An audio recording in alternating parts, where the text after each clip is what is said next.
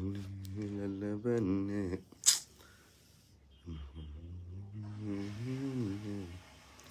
نحب المدام جبيسة وسهيروا من جبل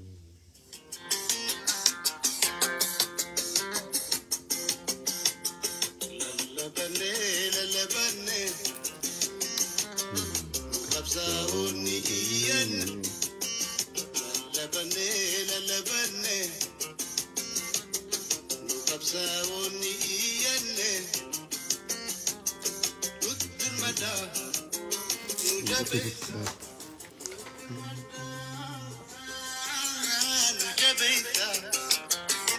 سويرون دبلين ود المدى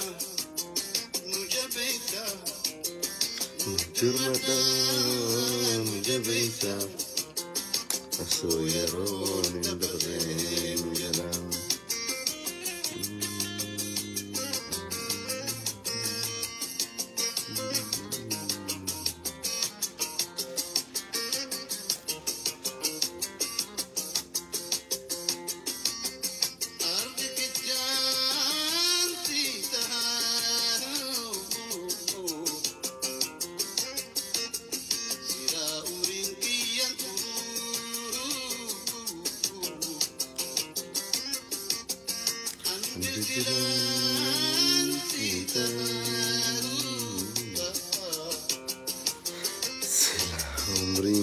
عمرين كي يجرو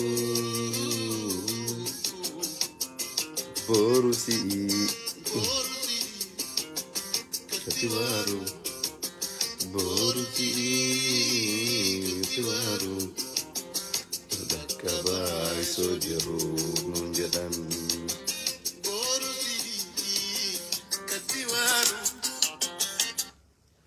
هيا السلام عليكم ورحمة الله وبركاته أبلي كي يقالي في غاري جماعة ور فيسبوك أجيتشو لهم دكيسانيو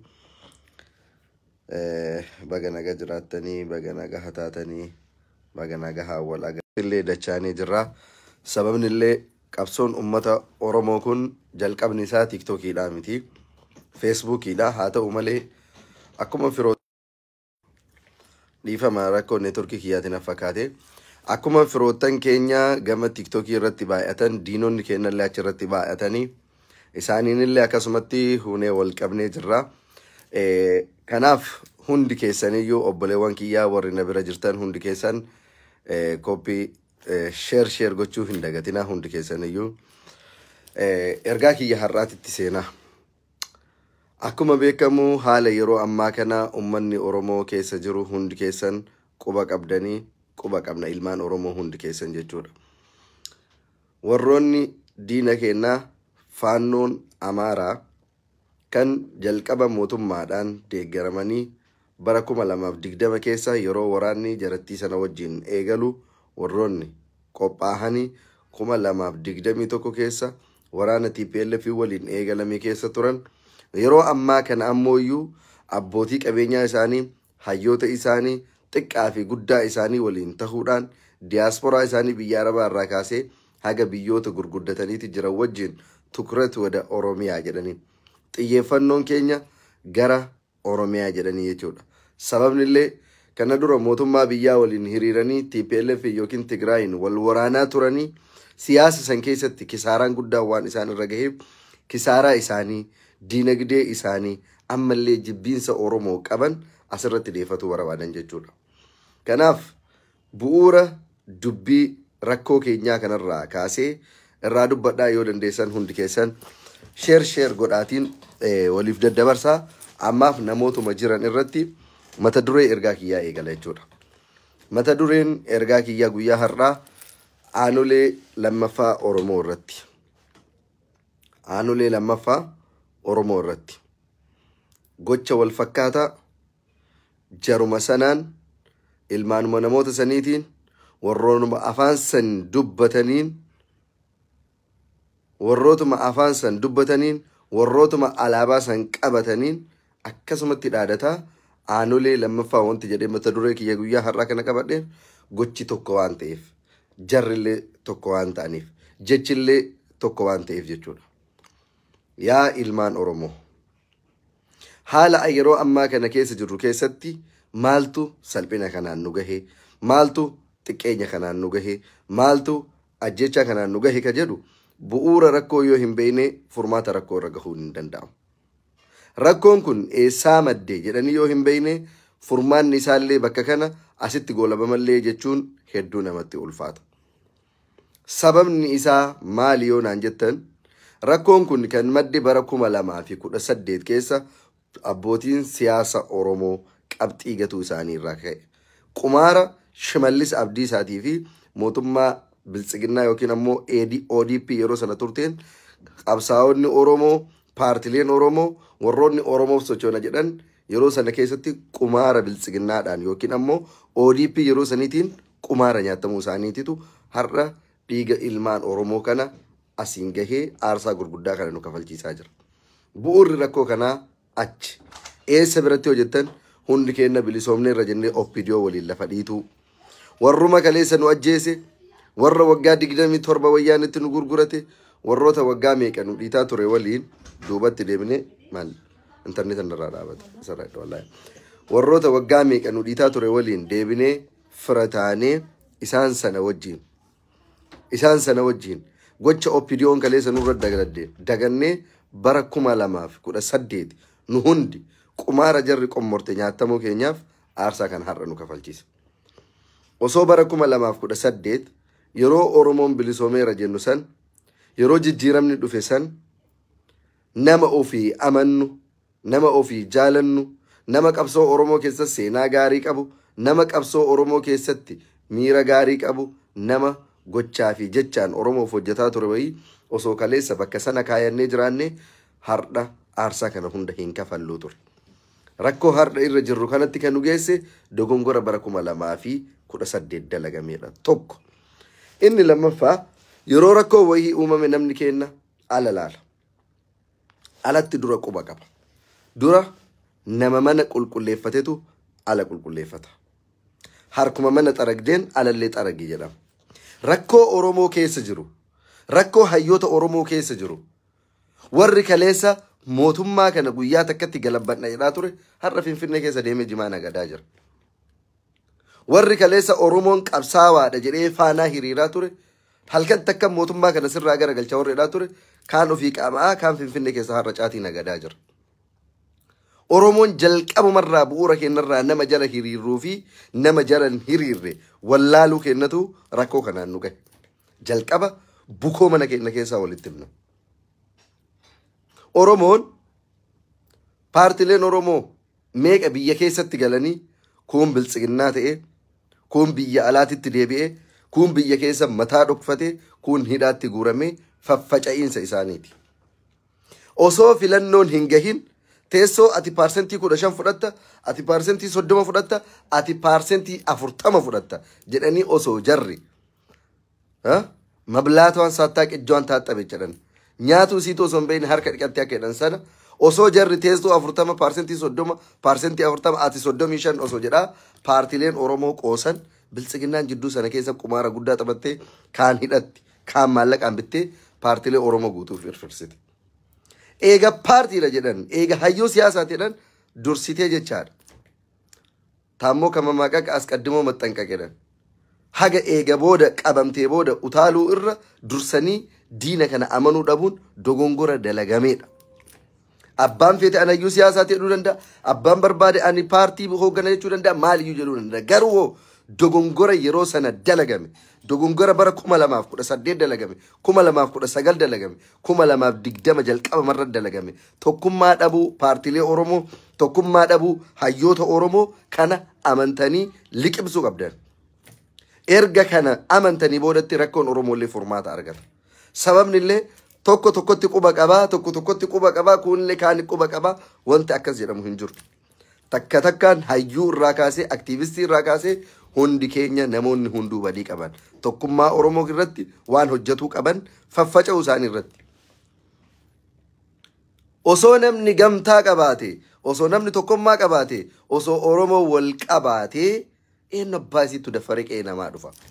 Tigreen miiliyoona 6tu amparappartee waggaa 2 hargufaa baate. Qe'ee abbaan qabne yoo ati walloltu ollaan dhufee qe'ee kee keessaa waa saamee deema. Osoo ati wal dhabdu, osoo ati wal arrabsitu, osoo ati wal duultu ollaan dhufee waan butatee si biraa deema. Sababni hoo isintu wal nyaataa jira waan ta'eef jechuudha. Bu'uurri rakkoo kanaa wanti dhumaatii kanan nu galche isa kana jechuudha. Jalqaba faffaca'uu paartiilee Oromoo, aktiivistoota Oromoo, hayyoota Oromooti. Inni lammataa warroota qubee generation ufiin jedhu irraa kaasee namoota umrii kiyyaa warroota social media irra socho'an. Siyaasa akka itti qabatu wallaalle.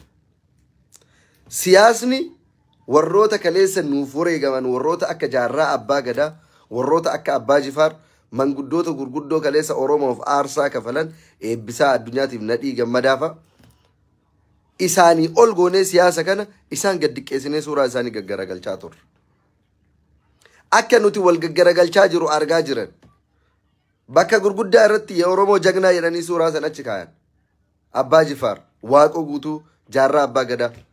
Yoo mana ijoollee xixiqqoo gandummaan sakkarsiisee yoo dhufanoo, gandummaan machooftee dhufanoo suuraan jara kanaa gad deebi'ee argan. Bakki isaanuu tokkoo miti nu waan feene godhuu dandeenya jedhanii laqaaqaabiin marti biyya jirtu hundarraa wal gurmeessitee ummata keenyatti gatteetti jechaadha. Ummata keenya fixutti gatteetti. Kanaaf ilmaan Oromoo wanti hunduu aannan guchuma maalii haga dhaqqaban ol qaban jedhan. Waan hundaa waan ummata Oromoo mudate argaa jirtan. Isa sadaffaa rakkoo keenyatti deebi'a. Furmaata waan jedhu kaa'uun duratti. Furmaata waan jedhu kaa'uun duratti isa sadaffaa rakkoo keenyatti. Ummanni Oromoo Wallaggaaf Gujii keessatti. Ummanni Oromoo Baalee, Harargee, naannoo garagaraa keessatti waa lamaan adabaa turan. Warri amma mootummaa ta'ee jiru kun. Waa lamaan adabaa turan. Tokko ummata Wallaggaa fi Gujii Shawaa keessaa maqaa siyaasaatiin, maqaa abaawootu isin keessa jira jedhuun, maqaa shanitu isin keessa jira jedhuun laalessuu, ummata laalessuu. Ummanni kun akka laala'ee madaa'ee garaan isaa gubatee ilmaan isaa dhabee duniyaa isaa dhabee akka inni waraana adda bilisummaa Oromoo kanarraa fagaatu, akka ummanni qabsoo dagatee adabatee manatti galee taa'u. Baay'ee namni kenna wanta kittiin ifa namaan ta'an akkamitti Oromoo irratti akkasi garaa jabaata. Maaloo isin Oromoo miti, poolisiin Oromiyaa Oromoo miti, mootummaan naannoo Oromiyaa Oromoo miti, ebaluun Oromoo miti. Jarana siyaasni Oromoo miti ilmaan haadha takkaa wal galaafachiisa. Ilmatu bar abbaa irraa morma muree aangoo qabata. Siyaasatti seennaan namummaan personality wanti jedhamu hin jiru. Siyaasa keessatti akka mataa ol kaayannaan namummaa waan jedhamu sammuu kee keessaa rabbi fuudha. Akkamitti teessoo qabadha, akkamitti nyaadha, akkamitti umrii kiyya dheereffadhaadha. Siyaasa keessa mataan ol naqatanii keessattuu aangoo qabannaan aangoon tun lubbuudha. Sababni illee aangoo karaa nagahaatiin irra jiraattu ummata hoggantu yoo taate, yoo yeroo aangoo qabdu san keessatti ummata kee hin miidhin aangoo gadhiis gaafa jedhan sittin ulfaatu. Karaa nagahaatiin gadhiistee biraa deemta. Aangoo gaafa qabdu ummata kee cunqursitee, ajjeestee, hiitee, reebde taanaan garuu waan balleessite san waan beeytuuf. Aangoo fi waraana harkaa qabdu tana harkaa buufannaan waan galgala abbaa eeggatu yoo beekatan guyyaa beekatu akkuma jedhamu waan galgala jara eeggatu waan beekaniif aangoo tana dhabuu irra ka abbaa barbaade dhabamsiisuuf filatan jechuudha. Hubadhaas biratti warri Oromoodhaa miti maaliidhaa miti jettanii boottan kun hin booyinaan barbaachisu. Namni aangoo qabate aangoo kee qabate akka qabate ummata fixuu jalqabe taanaan osoo fixu xumura yookiin inni illee du'ee gadhiisa malee lubbuudhaan gannaa dhiisa jettanii hin yaadina. Gocha ummata irratti har'a hojjete kanaaf ummanni akka boru gatii isa kafalchiisu waan beekuuf jechaadha. Hanga ummanni irree mataa isaa godhatee humna isaatiin jabaatee ka'utti. Kanaaf waa lamaan ummata Oromoo miidhaa turan isiniin jedheera. Inni tokko Wallaggaa, Gujii, Shawaa maqaa waraana adda bilisummaa Oromoo jedhuun dhiitanii waggaa 3 kana cafaqanii irra deemaa bahan. Achi keessatti namni dhumateera, maatiin bittinnaa'eera, qabeenyi barbadaa'eera, hawaasummaan badeera, baratuun hin jiru, daldaluun hin jiru, nageenyi hin jiru, eenyu akkasii ajjeesu hin beektu. asdeebi. Arsiin nagaan jiraataa jira, maaliin baaleen nagaan jiraataa jira, harargeen nagaan jiraataa jira, kuuwwan dhumaa jira. No, nagaan jiraataa hin jiru. Nagayaan jiraataa hin jiru.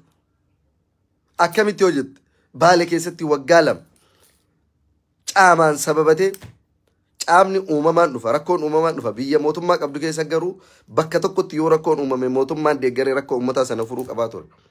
Itti yaadamee lafa naannoo Kilil Amnistii daangaa Sumaalee irra warroota jiran, warroota akka aanaa Raayituu fa'aa naannoo sanitti uummanni beela'ee jennaan mootummaan birmatuu fi dhabee dhaabni isaanii birmatu dhabee taa'anii itti ilaalaa turan. Sababni maali? Achirratti ka barbaadame itti ilaalamaa ture maaliif? Sababni irratti ilaalamaa tureef uummanni sun lafa isaanii irraa daangaa Oromiyaa naannoo Baaleetiin warroonni jiran daangaa isaanii sani yoo irraa buqqa'anii deeman naannoo san ammoo iyyuu kaadireen mootummaa cabacabdee Kilil Amnistii warra Sumaaleetti gurguratti. Warra Sumaaleetti gurguratti. Daangaa Oromiyaa naannoo Sumaaleetiin cabsisiisuu. Fedhii dantaa mootummaan naannoo Sumaalee mootummaa naannoo Oromiyaa irraa qabu waliigaltee warra Mustafeetii fi warra Shimallis Abdiisaa warra Sumaalee gammachiisuuf jecha ummanni Oromoo naannoo saniin jiru yoo buqqa'e ummanni sun yoo buqqa'e kabiraa dhufanii naannoo sanirra safarsiisanii lafa san itti gurguratuudhaaf. Ummanni kun yoo ofifuu beelahe naannoo kana keessa beelahee yoo rakkate isa Wallagga jiru sagalee ta'uu hin danda'u. Rakkoo isaas itti ilaaluu qabda. Akka inni waa'ee qabsoo osoo hin taane Wallagga maaliif jira osoo hin taane maal nyaadhee dhuga daabboo isaa argadha bishaan isaa argadha jedhee akka inni yaadu isa kana ammoo ajandaa beelaa kanaan rakkoo kana itti ilaaltatee jechuudha. Kanatu godhamaa ture. Kanatu godhamaa ture. Ummanni kun ufiifuu maal nyaadhee dhugee bula akka inni jedhee waan nafsiyaa ofii qofa yaadu godhanii kana asiin beelaan ugguranii kaan ammoo achitti durooniin tumaa turan. Harargeetti yoo as deebinu Harargee keessatti dheengadda Ustaaz Jamaal Faa argitaniirtan. Boolla meetira meeqaa keessa gadi bu'anii bishaan ummanni keenya akka waraabbataa ture. Beelaan akka duguugamaa ture. Isaanillee achiin beeleessanii akka isaan rakkatanii waa'ee qabsoo osoo hin taane waa'ee rakkoo furmaata ofii yaadan godhan. Ka hidhaa fi ajjeechaa ka dararaa waan biraati. Ummanni Oromoo inni hafe ammoo inni kanarraa hafe qaala'insa jireenyaa biyya sanaa, seer dhablummaa, nageenyi dhabamuu, daldalaan akka fedhetti gatii barbaadeen waan fedhe ummatatti gurguruu, hiyyeessi nagahaan bahee galuu dadhabuu, poolisiin abbaa barbaade akka fedhe iddoo fedhetti yeroo fedhetti dhiituu, ka irree qabu isa irree hin qabne gadi garagalchee irra deemuu. Ka kana hundaa hin taane ammoo jireenyi itti qaala'ee waan nyaatee dhugu akka inni dhabu kanatu irratti hojjetan. Oromiyaan guutuun ummanni Oromoo guutuun akkaataa inni itti miidhamaa turetu garagara malee hundi isaa kutaa hunda keessatti miidhamarra ture. Naannoo hunda keessatti miidhamarra ture. Miidhamarra ture. Kanaaf isa yeroo ammaa kanatti nuun jirutti yoo as deebine inni ammaa kun ammoo mootummaa waliin osoo hin taane rakkoon keenya guddaan finxaaleyyii faannoo ilmaan nafxanyaa ilmaan Minilik jara wajjin. Ilmaan nafxanyaa wajjin rakkoon keenya inni ammaa kun. Namni ummata keenya fixaa jiru diinni gurraachi kaleessa aanoletti ummata keenya harmaa fi harka irraa mure diinni gurraachi ummata keenya kaleessa calanqotti fixe ka har'a morma ilmaan Oromoo mure faannoo Amaaraati. Ilmaan Oromoo ati Jimma, ati Shawa, ati maali jedhaa Arsiidhaa wal qooduu dhiisaa biltsiginnaa deeggaree, kaafaa'oo deeggaree, abaa'oo deeggaree yeroodhaaf yoo dhugama Oromoo taatan, yoo dhugama namummaa qabaatan yeroodhaaf bulfadhaatiin rakkoo Oromoof Oromoo jidduu jiru. Even sadarkaa mootummaatitti rakkoo mootummaa amma jiru kana wajjin qabnu bulfadhaatiin faannoo Amaaraa irratti xiyyeeffadhaa. Eessayyuu isin jalaan naqu kun. Ati Jimma ati Arsii jedhanii wal arrabsuun eessayyuu nu jalaan naqu. Boru ganamatti deebita rakkoon qabu yoo suusii waan sanii qabaatte. Ati biltsiginnaadha ati kaafaa'oo ati abaa'oo jettee wal arrabsuun eessayyuu isin harkaan naqu. Ittuu deebita rakkoon qabu. Amalli abbaan dhiisu abbaan waan bare dhiisu. Garuu hoo ammatti ati Jimma jedhee kan sin dhiisne ati Arsii jedhee kan hin dhiisne waraabessi dhiiga Oromoo hunda yoo dhuge suusii dhiigaa bahu nafxanyaan diina kee hunda. Diina kee hunda. Waan Wallagga irra hojjetu Jimmaaf hin dhiisu. Waan Wallagga irra hojjetu Arsiidhaaf hin dhiisu. Waan Shawaa irratti hojjetu Gujiidhaaf hin dhiisu. Osoo akkas ta'e bar namni du'e jedhanii Wallagga keessatti maal du'e jedhanii ka jarri iyyaa bayan. Kaleessa garuu yoo gurbaa ajjeesan Miraab Harargeen jedhaa morma irraa muranii morma isaa sana achitti sibiilaan tumaa turan. Okay, Harargeen achi dhaqee isaan loleere. Ishi Wallagga keessatti Harargeen dhaqee isaa ajjeesee yoo san akkas jedhaa tureere miti. Kaleessa illee olola ka oofamaa ture. Har'allee jibbiinsi isaaniitiif duguggaan sanyii kan irra raawwatu barbaadan Oromoo waan taateen malee inni Jimmaan hin bittil, inni Shawaan hin bittil, inni Arsiin hin bittil saniif dantaa siin qaban isaan. Furmaanni jiru Oromoo. Sarphina guddaa keessa jirra. Mana keenya dhufanii nu ajjeesaa jiran. Mana keenya dhufanii wallaahi xiqqeenya guddaadha. Ani umrii kiyya irratti jenereeshinii amma keessa jiru kana irratti dhala ilma Oromoo morma irraa muranii feerroo irratti diranii irratti alaabaa lummuxiif mirmirsaa deeman arguu irra wallaahi du'ee osoo dhabamee filan. Aboo bar Hacaaluu Hundeessaa bar carraa qaba isin Hacaaluun hin du'e jettan carraa qaba. Hacaaluun gizee Oromoon kabajaa qabdu ofirraa gara qabrii deeme. Gizee Oromoon akka har'aatitti hin xiqqaatin deeme bar Hacaaluun. Takkaa salphinni akkanaa waggaa 120 dura bara Minilik aanoletti harka muree harma muree muka irratti fannisee biraa deeme. Akka foon isaaniillee allaattiin nyaattu. Takkaa sanii as bar salphinni hagana xiqqaan nu mudateen beeku. Salphinni hagana gahu salphinni fokkataan akkana takkaa nu mudatee hin beeku. Tabara kana nu mudattee jechuudha. Takkaa nafxanyaan hanga har'aa kana mataa ol qabattee hin beektu. Isa har'aa kana maaltu adda godha yoo jetti adda baasee isinii hima. Isa har'aa kana yoo xiqqaate waggoota 50 nafxanyoota turte finxaaleeyyii turte wanti adda godhu yoo jiraatte finxaaleeyyiin kun ofiin bultoota. Nafxanyaan tun faannoo wanti amma jedhamtu kun ofiin buleeyyiidha. Ofiin buleeyyii jechuun ka hooggansa hin qabne, ka nama gaafatu hin qabne, ka waan takka mirga addunyaa kanarra eegamuu qabu hin eeyne. Waan takka waan dhala namaatiif mirga addunyaalleen kabajju seera waraanaallee waa ka eeguu hin dandeenyedha. Ofii isaaniitii wal gurmaahanii maallaqa alarraa fandi isaanii godhamuun meeshaa naannoo garagaraa irraa galfataniitiin ka ummata fixaa jiranidha. Osoo maqaa mootummaa wayitiin taate, osoo maqaa paartii wayitiin taate, osoo waa wayitiin taate malee keessattuu hattoonni naannoo Goojjamiitiin seentee Wallagga keessa nama fixaa turtuun eenyuyyuu nun gaafatu. Namni waa nu godhu hin jiru. Abbaa feene dugugnee lafarraa deemna jedhanii mana gubanii Wallagga keessatti mana gubanii qabeenya saamanii dubartii gudeedanii ijoollee daa'imman qalanii gurguddaa irraa immoo morma muranii fudhatanii Goojjamitti fokkoraa galan. Fudhatanii Gondaritti fokkoraa galan. Ka hundarraa adda godhoo jiraate ka yeroo ammaa kun badee balleessatu nu mudate. Duguugaa sanyii. Duguugaa sanyii. Kanaaf ilmaan Oromoo salphinnatu nutti as deemaa jira. Xiqqeenyatu nutti as deemaa jira. Dogongorri kaleessa nu mudate nutti deebi'uu hin qabu. Ka hunda caalina kolfisiisu ammoo hayyoolee Oromoo isaan jedhamtan kunniin teettanii yaada furmaataa yaada maalii akkas godha akkas ta'a hin jedhina. Rabbi sodaadha. Dhiifamallee naa godha. Isinirrallee beekee osoo hin taane warroonni hayyoota Oromoo taatan akkas godha akkas ta'a furmaanni kana hin jedhina. Furmaanni qabsoodha. Furmaanni qabsoodha. Furmaanni ummata gurmeessuudha. Furmaanni ummata kaasuudha.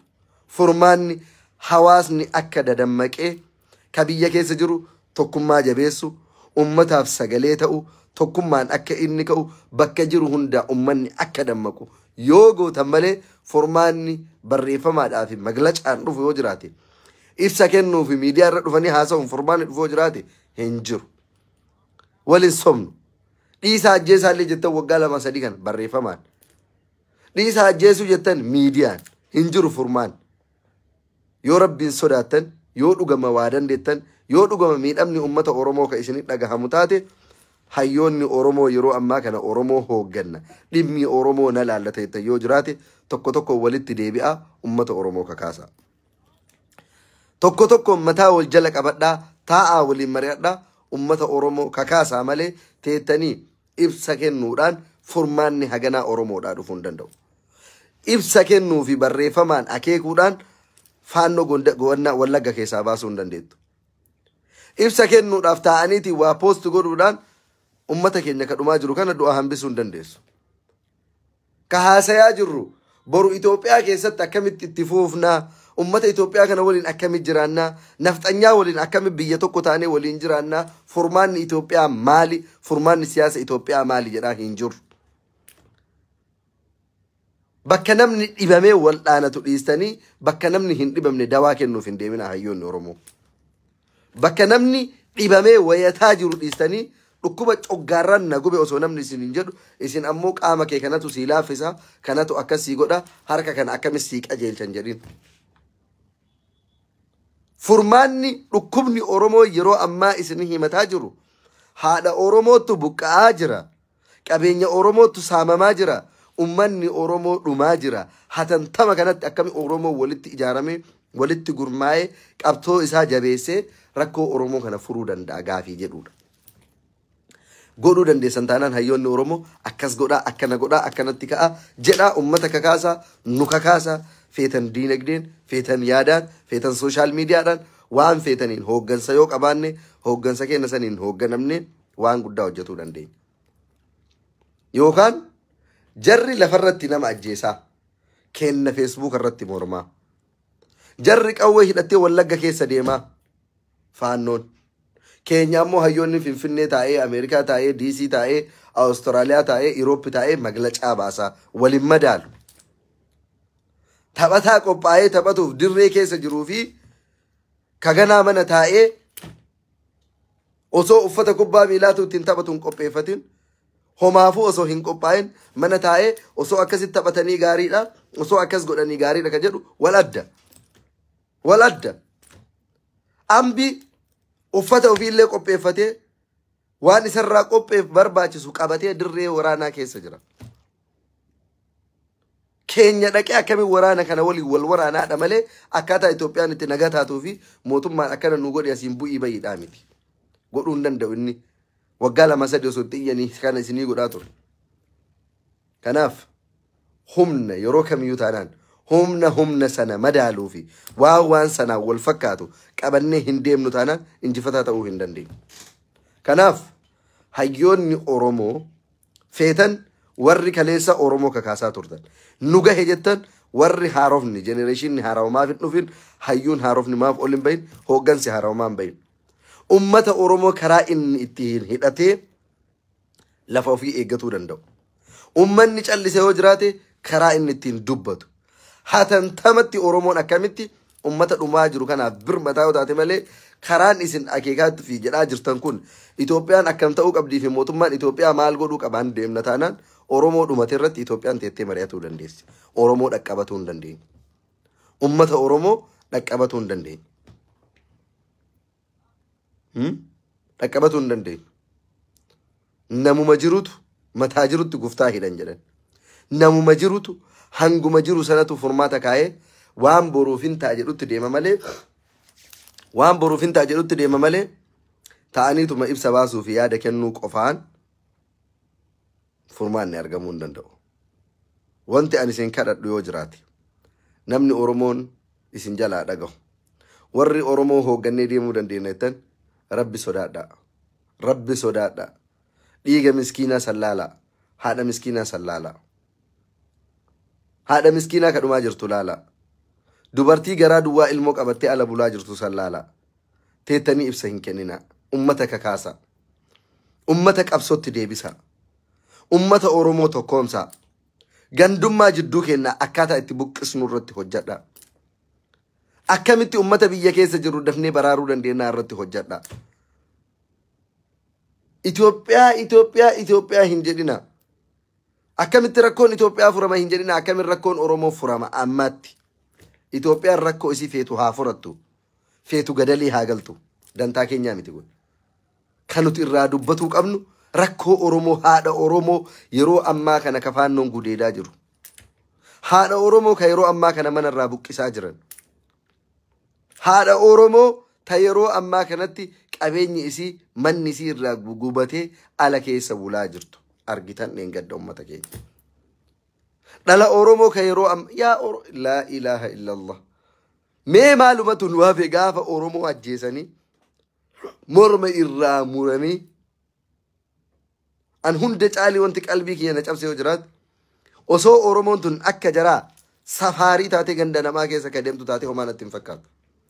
Osoo Oromoon tun akka jaraa ganda namaa keessa baqattee lafa namaa weerartee irra ka jiraattu taateeti.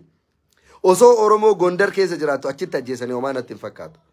Bar Oromoo isin xiqqeessuu fi tuffii daangaa nuu gahu ilaalcha gad-aantummaa akkamii akka nuu qaban bar Wallagga keessa dhufanii Oromoo ajjeesanii.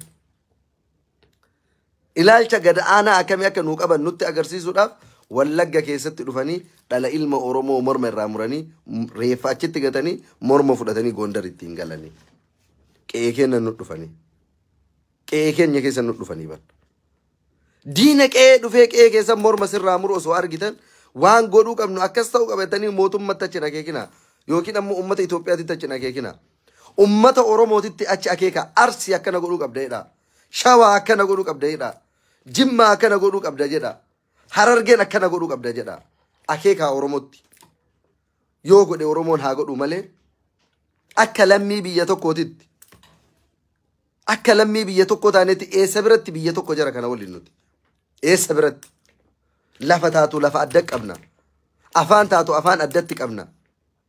Takkaa ummanni Oromoo kaleessa illee hayyootuma Oromoo kana ol dhahee gadhee ummata kana fuudhee achi galcha malee takkaa ummanni kun an Oromoo malee an ummata san Itoophiyaadha yookiin Habashaadha ofiin jedhee hin beeku. Waan dirqamaan itti galchan dhiibbaan ilman dhalchitu kana booda nu gahee jira. Warra morma nu mure የአባቶቻችን ታሪክ እንደግማለን jedhanii waggaa lamaan har'aa fokkoraa turan. Suuraa atseewwanii maxxanfatanii የአባቶቻችን ታሪክ እንደግማለን. Seenaa abboota keenyaa irra deebinee dalagneedhaa turan. Sila jarattiin maantu maaluma abdattee maaluma abbaa isii fiduuf kana mara akkana lafa dhiitti jedhaa turre. Dhugaadha jarri. Dhugaadha. Lakkaa jarri waa harkaa qabdiif. Lakkaa jarri waa harkaa qabdiif. Waa abdatteeti. Akka gootu waan beeytuuf. Humna ofii likkii waan beeytuuf seenaa abboota keenyaa daballeedhaa turan. Irra deebinee seenaa abboota keenyaa hojjenneedhaa turan. Dhugama seenaa abboota isaanii hojjetanii abboonni isaanii harma muranii harka muran. Jarra immoo morma muranii sibiila irratti fannisanii biraa deeman. Sibiila irratti fannisanii Gondar ittiin galatan. Maaltu nu hafe? Maaltu nu hafe? Maal eegaa jirra? Kana booda wanti Oromoo hafee Oromoon eegu maaltu jira? Hawaasni biyya keessaa haa galatooman. Naannoo muraasa keessatti gadi bahanii waan danda'an jedhanii godhaa jiran. Barattoonni muraasni gadi bahanii yeroo ammaa kana sagalee isaanii dhageeffataa jiran. Dhugaa dubbatu yoo taate. Dhalli Oromoo mormi irraa muramee bakka 4-5 qofatti miti hiriirri ka bahamuu qabu. Kutaa Oromiyaa gandarraa kaasee haga aanaatitti aanaa irraa kaasee haga godinaatitti dharri Oromoo hundi hiriira bahuu qabaa ture guyyaa har'aa kan. Warri biyya alaa keessa jiru wanti iyyuuf har'a dhufanii morma irraa muraniifi miti. Warri biyya keessa jirtu garuu nafxanyaa ollaa kee jirtutu boru galgala morma sirraa mura. Ilmoon bofaa isiinuu bofum. Hin amanina. Ofitti callistanii rafina. Ufitti callistanii rafina. Naannoo kiyya kana waraanni hin jiru. Naannoo keenya kana nafxanyaan hin jiru. Naannoo keenya kana rakkoon hin jedhina. Hin jedhina. Jarri takka takkaan Arsii keessa jiraatte, Shawaa keessa jiraatte, Harargee yookiin Baalee keessa jiraatteef hin amanina. Tokko isiitiin hidhattee meeshaa qabdi. Tokko isiitiin ijaaramtee quba wal qabdi. Bakka jirtu hunda keessatti. Akka Oromoo warro bal'aa waca bichaatii miti jarri. Nuti waca bichaadha. Kaleessa gaafa ummanni keenya beela'ee deeggaraa jennuun gaafa ummanni Oromoo beela'ee daabboo bitaa fi jedhaa turre namni meeqa akka nu waliin dhaabate hin beekna. Oromoon 2,300 osoo taa'ee nu laalu Oromoo 200 wanti Oromoo beeloftii ani dhaqqaba jedhee fuudhee birri 1,200 namaa kenna. akka kenna sanii miti jarri. Bakka jirtu Oromiyaa hunda keessatti naannoo hunda keessatti maqaa qeesitiin sababanii bataskaana hunda keessatti keessattuu naannoo Wallaggaa keessatti qeesota naannoo isaanii irraa ijaaranii fidanii achitti bittinneessanii charchii hunda keessatti wannaa guuratanii jiran. Meeshaa waraanaa guuratanii jiran. Achi gagguuranii warrootuma achi keessa jiraatu. Har'a bar faannoon jaamaan jazbaan sunniin Wallagga irraa wannaa Gondar irraa kaatee dhuftee Shawaa seenteetii miti. Yookiin ammoo ofii kophaa isii karaa beekteetii miti. Isa achi keessa jirutu odeeffannoo kenneefi karaa mijeesseefi yeroo waraanni mootummaallee achi hin jirretti yeroo waraanni adda bilisummaa Oromoolle achi hin jirretti yeroo akkanaati koottaa jedhee ummata nagahaa macaggoosise lafarraa ficcisiise. Si keessa jiraatteef hin amaninne. Waliin nyaatanii dhugdaniif hin amaninaa. Asirratti agarree waliin kolfineef hin amaninaa. Gochi hammeenya yeroo yeroon deddeebi'ee namarratti dalagamu waa nama barsiisee darbuu qaba. Waa irraa barannee darbuu qaba. Yeroo hunda ajjeefama hin wacna hin callisnu. Hin wacna hin callisnu. Kana booda waadaa isinii gala. Kophaa kiyya haasaya malee nama takka na laalu dhabee kophaa kiyya taa'ee asirra haasayaa bula malee kana booda dhala Oromoo ilmaan Oromoo dhiigni isaanii dhangala'u. Qumaaxaan sanyii qumaaxaa faannoon doomtuun sun ummata keenya dhuftee morma murtee reeffa isii fuutee olaaltu arge cadhisee manatti hin galu. Kanaa booda tanaan daanga kinoo. Adada ajandaan dhufuun ajandaa qabadhee dhufee iman iyyine. Yeroo hunda ganamaa fi galgala ajandaan keenya rakkoo Oromoo ta'uu qaba. Waan Oromoo mudaturraa dubbatuu qabna hundi keenya. Akka qorqorroo yoo nu dhayan qofa iyyuu hin qabnu. Nuti akka qorqorroo taane ana dabalatee. Akka qorqorroo taane yoo nu dhayan qofa iyyina. Sibiilli yoo lafa taa'u homaan dubbatu. Yoo dhufanii akkana godhan garuu ka'u jedhee akkas taane nuti.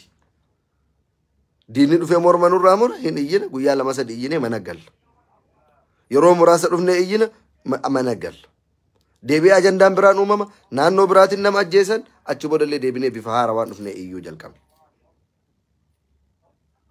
Kanaaf ilmaan Oromoo furmaanni tokkoof tokko haga beekan mana eegan.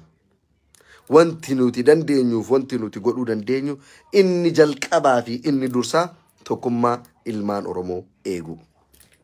Hundi keenya bakka jirru tokkummaa keenya jabeessu. Diina nutti dhufe diina waggaa 100 meeqa dhiiga ilmaan Oromoo dhangalaasaa ture. Diina waggaa 150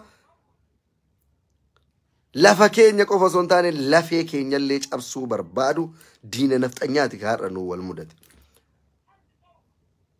Warri har'a aangoo irra jiru aangoo barbaada. Akka isaa sujuudan barbaada. Akka isa jala gajjedhanii barbaada. Ati mootii keenya jedhanii inni ammoo annugusa keessan jedhee akkasitti akka jala foqoqan barbaada. Sanuu wayya. Warri wayyaanee beeloftuudha rakkattuudha chiggaaraamiidha. Jarri rakkattuudha. Rakkoo ofii dhakaa keessaa waan dhufteef ummata beelayaaf rakkataa keessaa waan dhufteef warri wayyaanee waan nyaattu barbaadi. Qabeenya saamtu barbaadi.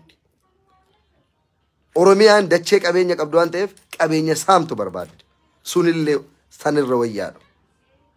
Diinni nafxanyaa kun ammoo dhiiga Oromoo dhuguu barbaada.